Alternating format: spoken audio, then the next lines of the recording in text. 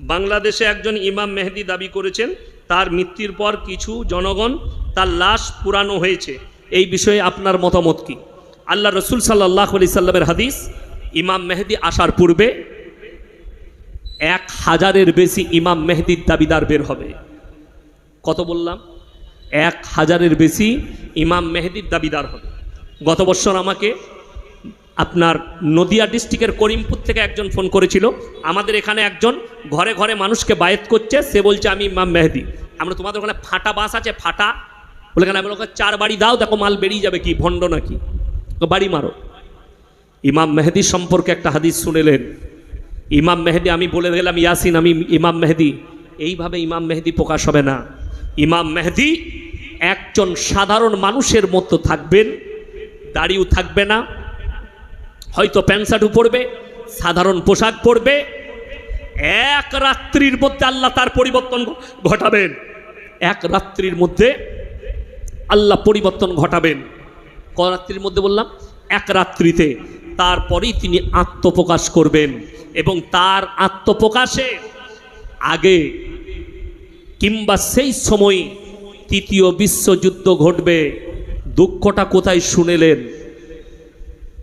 কবরে যদি চাদর চড়ানো জায়েজ হতো, আল্লাহর রসুলের কবরটা আসমান পর্যন্ত হিরে মতি মুক্ত চাদরে ঢেকে যেত, ঠিক কিনা? নবীজির কবরে জায়েজ নেই, পৃথিবীর আর কোনো মৌলবি মোল্লা পীর ফকিরের কবরের জন্য জায়েজ হতে পারে না। আল্লাহর রসুলের কবরে সিজদা নেই, পৃথিবীর আর কোনো মৌলবি মোল্লা পীর ফকিরের কবরে সিজদা চলবে না। হাই সাহেব সিজদা দিয়েছিলেন নবীজির মাজারে? না, মাথাটা ফাটিয়ে দেবে বেরিয়ে পুলিশে।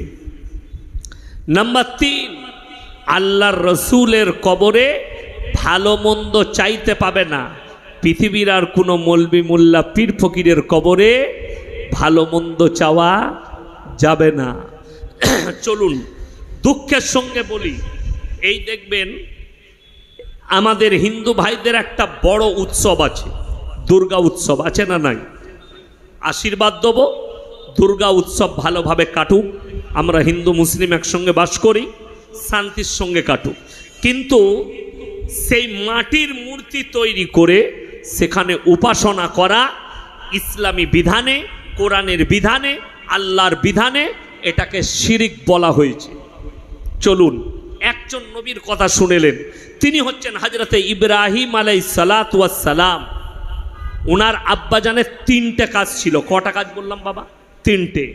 মূর্তি তৈরি করা, মূর্তি বিক্রি করা, তার উপাসনা করা। এই 3টে কাজ ইব্রাহিম নবীর আব্বাজানের ছিল। কোরআনে আছে ইব্রাহিম নবী দাওয়াত দিলেন নিজের আব্বাকে, কি বলে? ইসকাল লিয়াবিহি ইয়া আবাতি লিমা তা'বুদু মা লা ইয়াসমাউ ওয়া লা ইউবসিরু ওয়া লা ইউগনি আনকা শাইয়্যা। হে আমার আব্বাজান, আপনি কার উপাসনা করছেন? হাত পা নাড়তে পারে না, কথা বলতে পারে না, নিজস্ব কোনো ক্ষমতা নেই, এটা শয়তানের রাস্তা। আমার আল্লাহকে বিশ্বাস করুন, আমাকে নবী হিসাবে বিশ্বাস করুন। তার আব্বাজান ইব্রাহিম নবীর আল্লাহকে মেনে নেয়নি।